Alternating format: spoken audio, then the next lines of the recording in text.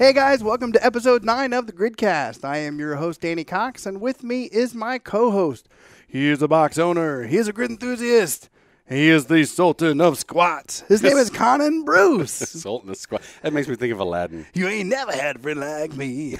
There you go. All right, guys. So today in Quadrant 1, we are going to talk about the elephant outside. The elephant? No, Danny. The saying goes, the too short elephant in the room. And in Quadrant 2, we have Josh Plosker, who is the owner-coach of the Boston Iron, and he has a huge announcement that he's going to bring onto our show in Quadrant 2. And then in Quadrant 3, we have Kate Brierley.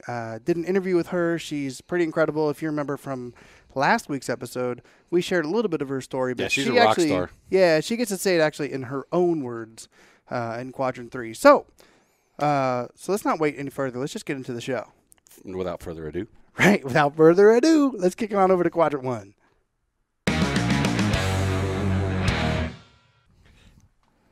Hey guys, welcome to Quadrant 1. So, all right, so let's talk about the elephant in the room. Yeah, the elephant in the room. So we talked, we alluded to this in the intro. So here's the deal. As our episode drops, this will have been a few days back, but the league announced Carolina Crush will not be continuing this season. So that's pour one out from my homies.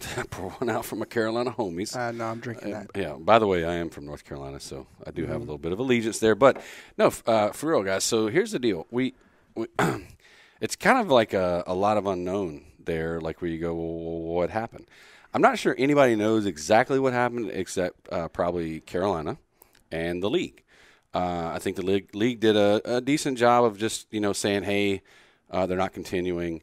But that leaves a big black hole of information. So let's go back to episode 3, where we were talking with the DC Brawlers. And the bottom line, everybody needs to remember that this whole thing is built on a fundamental idea that these are all startup companies. Every team, the league itself, are all new startup companies, right? Yeah, absolutely. Yeah. How many small businesses, I don't know if we'd call this a small business, but how many startup companies fail? Right? A whole lot. A huge percentage, exactly. So let's keep that in perspective. As if we get too far along with this, speculation and what happened or didn't happen, I don't think there's a huge surprise here. It's unfortunate, absolutely unfortunate. We were really looking forward to hanging out with the athletes down in Carolina and going to the pro days. They've been changed to South Carolina now. In Columbia. But at the end of the day, we have to put it in perspective. This is a business, right? This stuff has to work first as a business, and then that's the foundation. And then you build teams, you build athletes, you build this whole thing. And as a matter of fact, the same sort of things happened in the beginning of all pro leagues like the NFL. So let's talk about that, yeah, okay. right? So to put things in perspective in the sports world, I did a little research and looked up the start of the NFL. So NFL, I'm not talking about any of the other starting of the different football leagues that started at the beginning. I'm talking about the NFL from 1920 to 1930, right? 10 years. So 10 years. So the first 10 years of that league, and we all know that, we may say baseball is America's favorite pastime, but let's be honest here. The king of the hill is definitely NFL right now. They just are. So so let's talk about them. So in the first 10 years, there are 31 startup companies with the NFL. And today, of those 31 teams, how many exist? 4. 4 teams. Only 4 teams. Out of 31. Out of 31. And and that was in 10 years or? In 10 years, the first 10 years of the company. Or first 10 years of the NFL. First 10 years of the NFL, 31 teams kind of rattled through there, and 4 shook out. Yeah, 4 of them shook out. So so we got a pretty good average in the MPGL right now. Oh, hell yes. Right? That's not too bad. That's not too bad. Yeah, I mean, right? you had Evansville Crimson Giants from 20 to 21, the Frankfurt Yellow Jackets. There's even a team called the Triangles. I think I know why they failed. That's going to be some bad branding right there. Right. You got the Hammond Pros, the Hartford Blues, the Akron Indians. I mean, by the way, like 3 or 4 teams are called the Indians back back then. That's probably not a good idea either. The Duluth Eskimos. Today we have the Indians versus the Indians. Yeah, Duluth Eskimos. Is there a lot of Eskimos in Duluth? I'm not sure. But those are some of the names of the teams, and they lasted either 1 year, maybe 3 years, 4 years, 6 years. The teams actually stuck around. Green Bay Packers started in year 2 in the NFL. You had the Chicago Cardinals that turned into the Arizona Cardinals, obviously, and Chicago Bears. They started from the original 1920s. They're OGs of the NFL. And then you have the New York Giants, who, by the way, even the New York Giants, they failed on their first year in 1921 and then came back in 1925 and then continued on through. So they even were outside of the picture for about 4 years. Yeah, and I'm sure if you took out, I'm sure if you went back to hockey, if you go over and talk about baseball, I'm sure if we just followed the history of pro leagues, right, you're going to see this same thing. Yeah, I just went to the king of the hill, right? Right, just go to the big guys on the block and said even those guys, 4 out of 31 made it. Yeah, so in our first, let's just call it 2 years, 36, 48 months, whatever, 2 teams have had to bow out. One actually made it through the first season, and the other one, didn't make it into the second season. But who knows? I do hope, honestly, as a born and raised in North Carolina, love the state, love the folks. I hope that we can get a team there.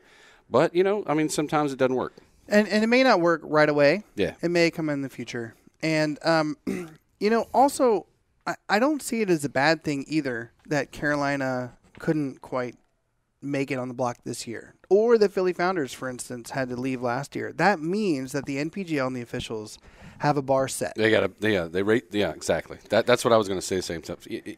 They've made the bar pretty high to be a franchise in this league. So all of us as fans, we should appreciate that because it shouldn't be easy to get in because then you will have kind of chaos, right? Right. There has to be a standard, has to be a bar, and if you don't meet it, we don't have to kiss the league's ass. Like that's not the position. That's obvious. Definitely not the position the GridCast is ever going to take. We're not a fan of kissing ass, period. No. But if you're wrong, you're wrong. We're going to call you out. But the league, whatever the reasons that precipitated this, is that a word? I think that's it means good. Getting rained on. I mean, I'm going to give you $5 for a big word, but yes. Precipitated. L.A. rain? No, we're talking about the Carolina Crush. Anyway, the bottom line, these guys, it didn't work out. And the league, for whatever reason, decided they weren't going to continue.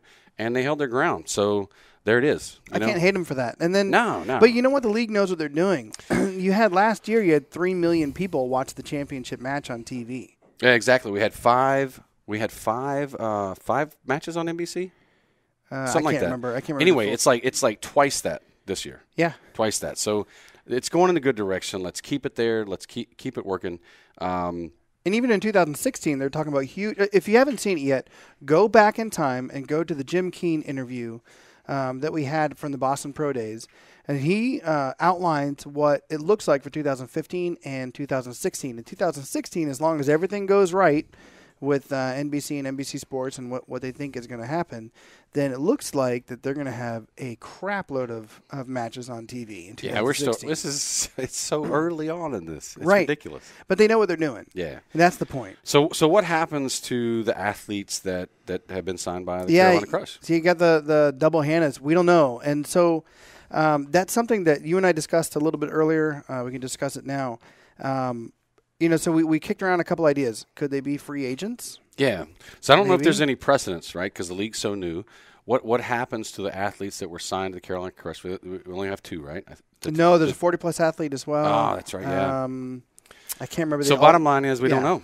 We don't know. But let's just think through some options. So do you make them free agents? If you do that, you already got signed, right? So you got signed. If I'm the athlete, I got signed to a team. Now the team doesn't exist. So what happens? Do I go back into the combine? Do I go? No, I shouldn't go back to the combine. Do I go to the draft? Do I go back into the draft, or do I become a free agent?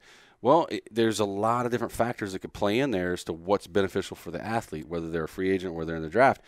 And if I'm a team, right? If I'm a team out there, and let's say the league says no, they already signed, so they have to be on a team. Well, you can't force an athlete onto a team that didn't sign them. Well, and I don't think the league is going to try to punt these girls and make them collateral damage, right? Yeah, right. I really think that They have every good intention to take care of them, but that does present some problems with some teams, obviously, because different teams have different makeups, right? And they have different holes that they need to fill. And do these girls fit those holes? I'm not sure. Yeah, so if you're one of the other, so there's 8 teams left. If you're one of those teams, where do these ladies fit in your roster? So if they do fit, great, right? That's a good thing. Because when they were signed, you kind of, in your mind, were like, well, those athletes aren't there anymore. Right. I'm looking for other people, and they've kind of moved those chess pieces where they need to. Yeah, and these are good athletes we're talking about. These folks have worked hard to get where they're at. So you want them to get a shot. You want them to get on a team. I hope they do. These girls are really nice girls, too. I've reached out to them. They're very sweet girls. So we hope the best for them, and we don't know what the league's going to decide. I think probably by the time the show airs, they might have made some decisions. I'm sure they're talking to the athletes. We've talked to the league a little bit, and we know that they are going to do the best they can to take care of them. Yeah, absolutely. Okay, so enough with the disappointment of Quadrant 1 and talking about how Carolina Crush didn't make it this year. Let's bring it up a little bit. Yeah, let's bring it up a little bit. So in Quadrant 2, we have Josh Plosker, who's going to bring up some really cool news about the Northeast region. And so without further ado, let's kick it on over to Quadrant 2.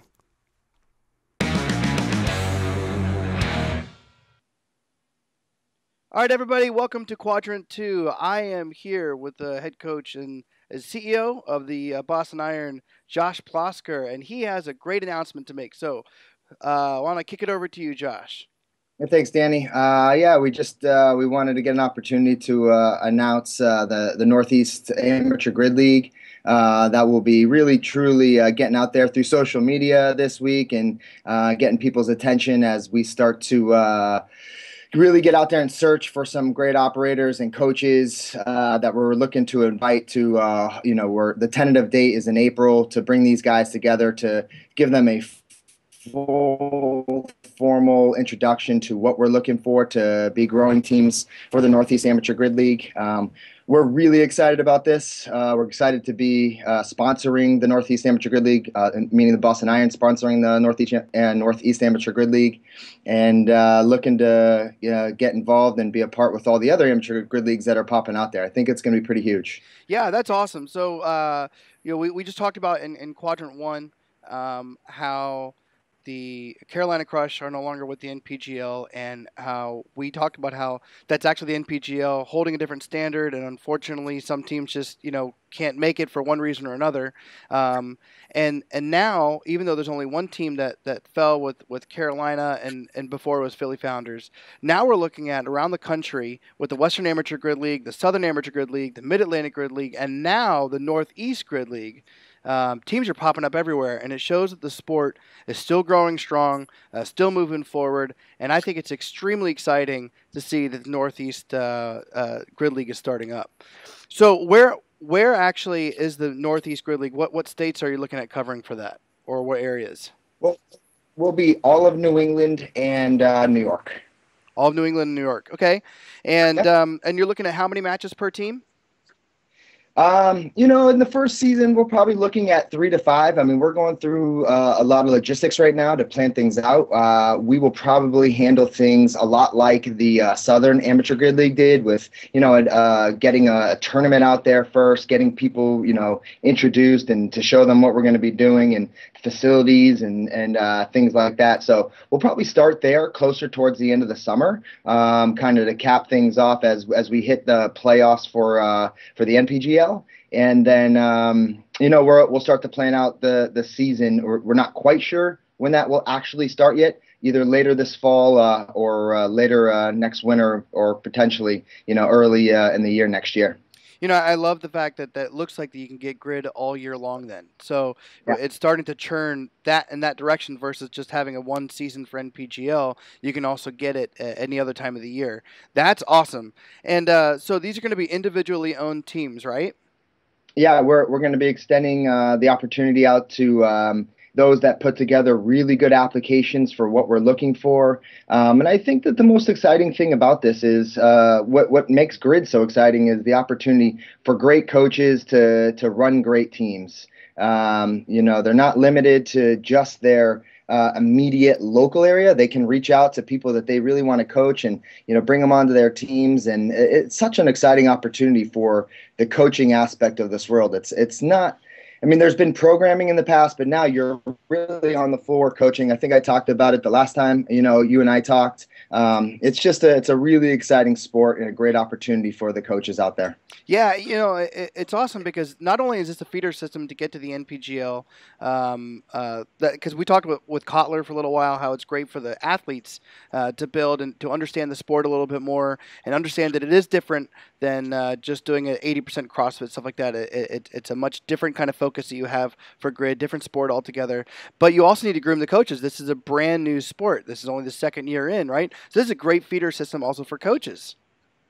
It really is, and it's so much fun for them too to be able to get out there and look at athletes and help develop athletes in a different way. It's just not developing athletes for CrossFit. Grid is a different sport, and you get to run the gamut of a tremendous athletes from being explosive all the way to their endurance type athletes, and I think we're going to start to see a younger crowd of people coming up, college athletes, potential high school athletes coming on, where people will be bringing them on to play on their teams to groom them for hopefully the next level.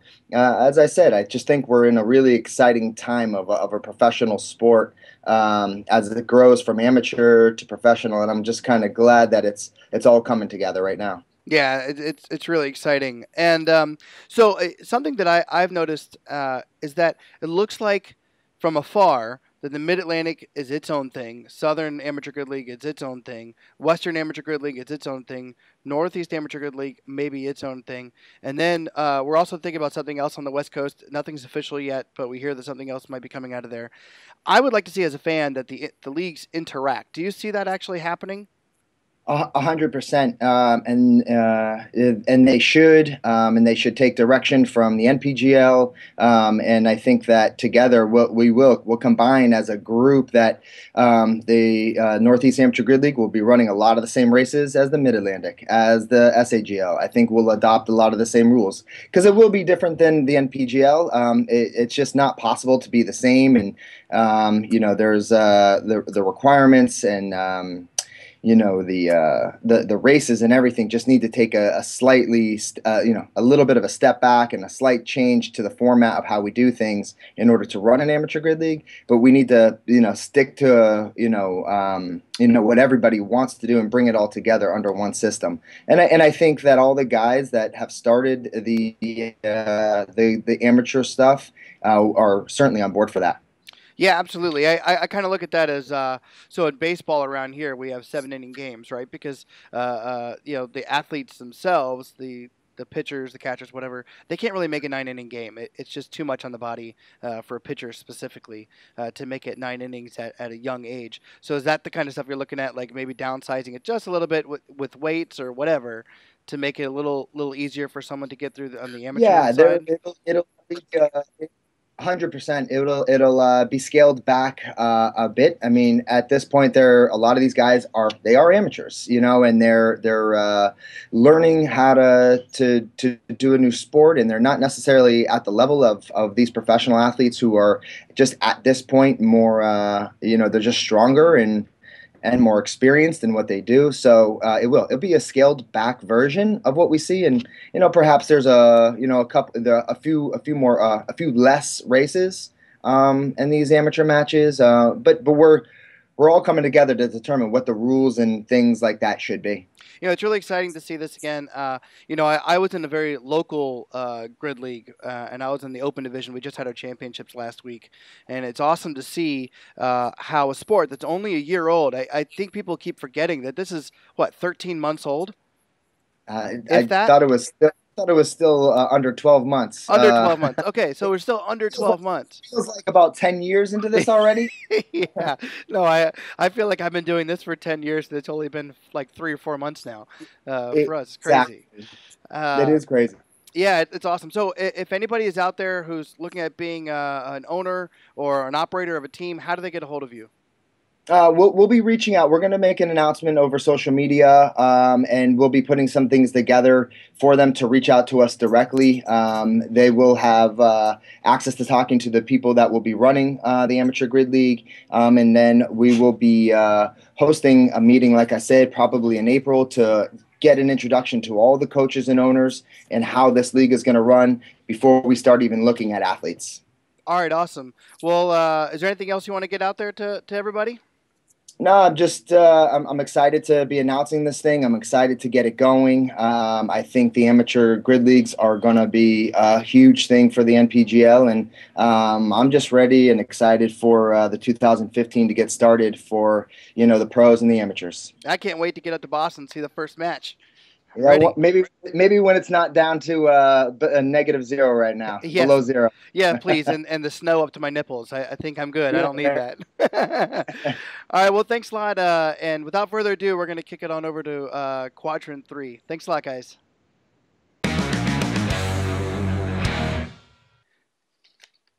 All right, guys, welcome to Quadrant 3.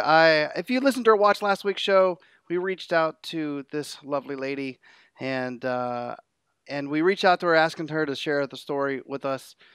Last year she was with the Philly Founders, the NPGL, and this year she just got signed as a free agent to the Baltimore Anthem. And I'm very honored to have her on the show. It's Kate Brierley. Welcome to the GridCast. Thank you. Glad to be here. Awesome. Well, I thanks a lot again for agreeing to be on the show. I know that your story is a heartfelt story that I know can reach a lot of people. So I appreciate you agreeing to be on the show. So in your own words, can you tell us your story? Yeah, I was honored last year at the Vegas Combine when I was approached to do an interview for the Grid League site. And of course, I'm happy to share with you guys. And I don't, whenever I share my story, I never really like to talk about what happened to get me to where I was. I just kind of like to say where I was, and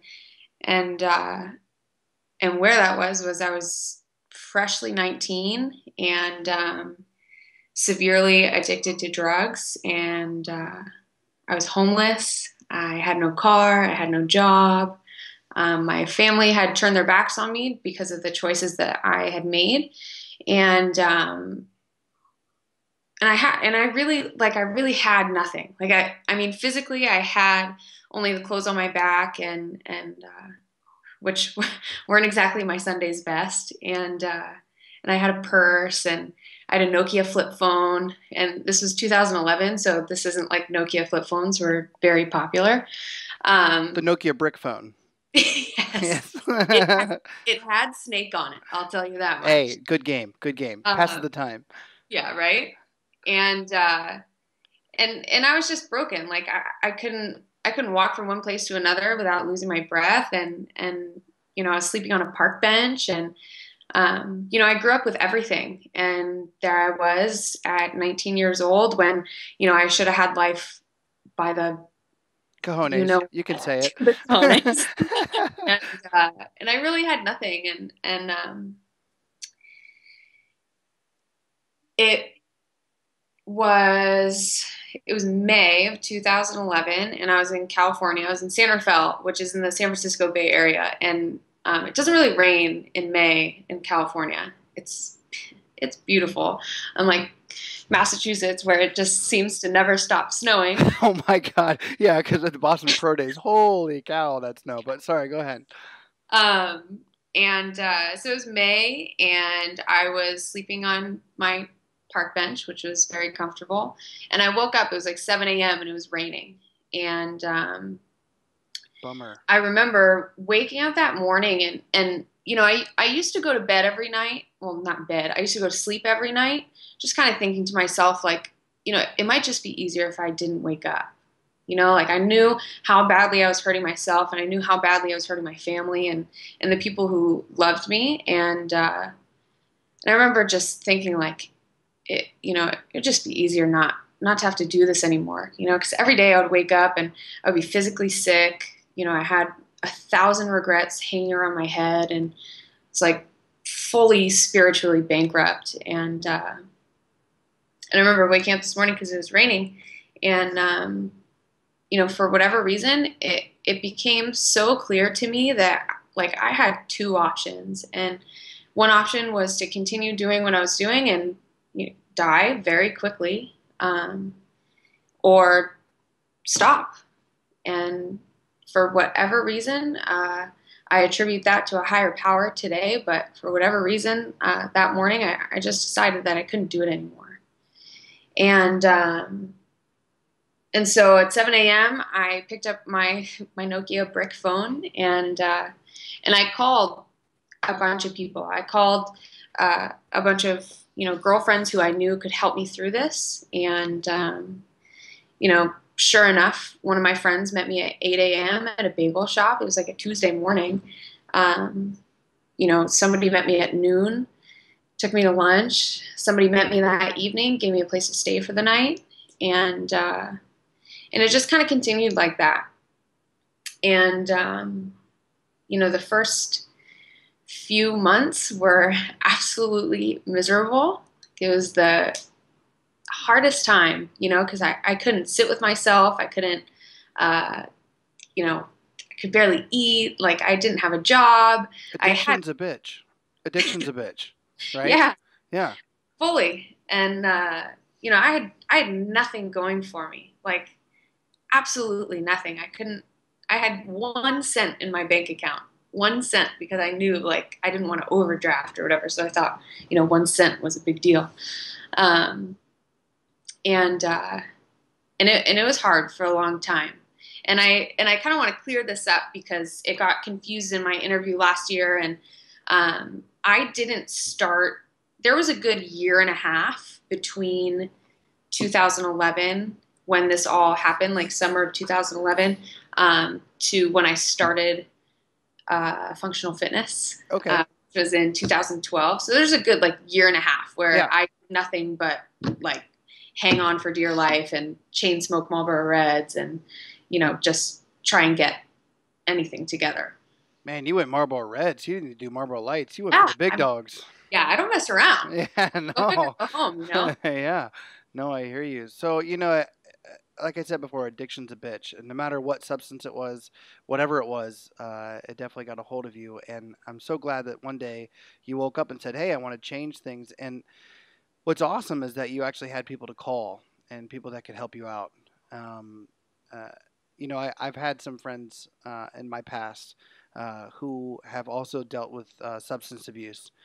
And I've stuck with them as well, and it's very difficult too. Though it can be a struggle on both ends. But I'm really, really happy that that someone was there for you at the time. And so, what did you do during that year and a half after you quit and after you decided to make a change for yourself? What did you do during that year and a half, and then what brought you to functional fitness? I didn't really do much. I had to work full time. I didn't, have any support from anybody, so I had to work full time. I took the bus everywhere. I, was just trying to figure out how to live life as a functional adult. And my brother, I was talking to my brother, and he said, Caitlin, I think you'd be really good at this. I think you should try it. And he was talking about, joining a gym. And, so are we talking about a CrossFit gym? On our show, we can say CrossFit. Oh, we can say CrossFit. Yes. So saying functional fitness. Yeah. No, it's fine to say CrossFit for us. Yeah. So I was talking to my brother, and he's like, hey, you should try this CrossFit stuff. I think you'd be really good at it. And, at the time I was still smoking. Like, I was eating lean cuisines every night. And I thought I was in okay shape because I played sports when I was a kid.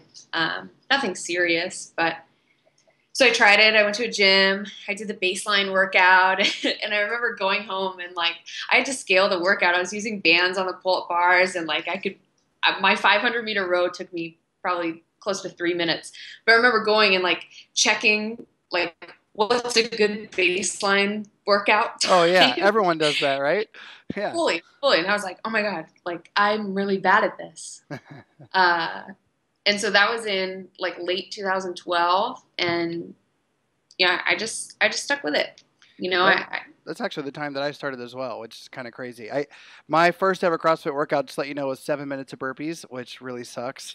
and, then I can't remember the name of the workout, but it was the 30 wall balls, 30 box jumps, quarter-mile run, and it's 5 rounds of it. I can't remember which one it was, but that was my second ever CrossFit workout. And I said, I don't know why I'm doing this, but I did it anyway. I kept with it.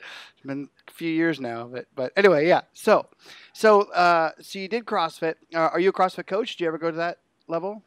Yes. I am a coach, and I also manage an affiliate. Oh, you do? Awesome. And so what brought you to the NPGL? Well, I remember last year talking to people about it, and it was like super hush hush. People were like, this league is forming. And I remember I was like, oh my God, a league. It sounded so intense, you know. I was like, I want to be part of a fitness league. Yeah.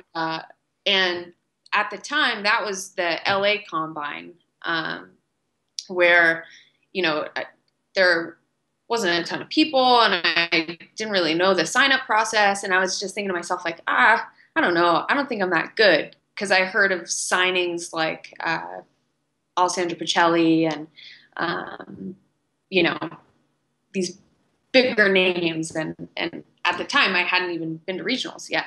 You know, I'd only been doing CrossFit for a little over a year, and so I was like, oh, what the heck? So I ended up coming out to the Boston Combine, because my boyfriend I was in California. My boyfriend was in Boston. So I was like, oh, I'll do the Combine while I'm out there, like, you know, whatever. And I go, and I did the first day, which was like max everything, like max clean and jerk, max snatch, max front squat, max handstand push-ups. And I was like, okay, like this is really cool. And then on the Sunday, we did the racing with the teams, and that's when I really fell in love with it. It was just so fast. I remember Justin Kotler was my coach for that day of the Combine. And he's an intense dude. Oh, my God. His enthusiasm alone will win a match. Oh, yeah. And like, oh, this is awesome. And, you know, my boyfriend, who, bless his heart, sits at, you know, all these competitions and watches people throw 100 wall balls and stuff like that. And you can only watch Rich Froning throw so many wall balls before you get bored. And then you come to a grid race, and it's like so fast and so exciting. And, you know, for the athletes, it requires teamwork. And I love team sports.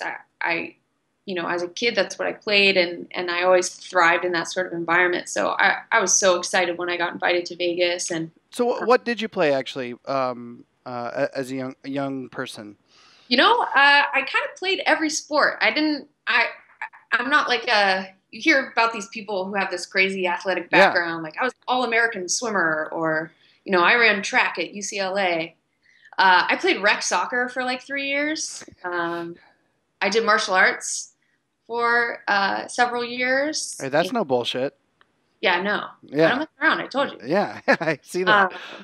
And then I played volleyball in high school, but like for 1 or 2 years. So nothing crazy. I just kind of played everything. I think it's because I would always get really bored with any sport. And now at the Grid League, when they throw things like back roll to support or freestanding handstand push-ups or pistol stick jump overs. Yeah. Always on our toes. Yeah, that's right. You always do stay on your toes. That, you know, I that's why part of why I really love the grid is the variety, and then also the speed of it. It's a lot of fun. It's a lot of fun to watch. So anyway, so let's talk about where you were last year and where you are this year. So what have you improved in, let's say, the snatch? I think last year at the Boston Combine, I hit a 160 snatch. My best snatch now is 185. Oh, so if I could reach to the screen and brush your shoulder off, I'd do it. I'm trying to see. I'm brushing it right there. There you go. And then clean and jerk? Clean and jerk. Last year, I think I hit 195 at the Combine, and now I'm at 215. Oh, nice. So we can talk about the grid score. I know we talked earlier, you don't know the full amount of your grid score, but you know the specific element. So 80 seconds of muscle ups. Do you remember what you got? think 13. 13. Okay. Yeah. And then 2-rep clean and jerk. 2-rep clean and jerk in training was 205. The 4 rope climbs actually surprised me. The Grid League says I did it in 21 seconds, Ooh. but I think it was actually 25 seconds. So I'll correct that on here. You know what? No, we'll take 21.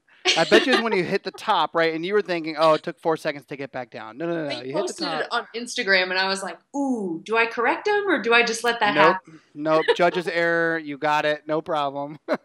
Yeah, exactly. That's right. So, okay. So you got signed by Baltimore Anthem.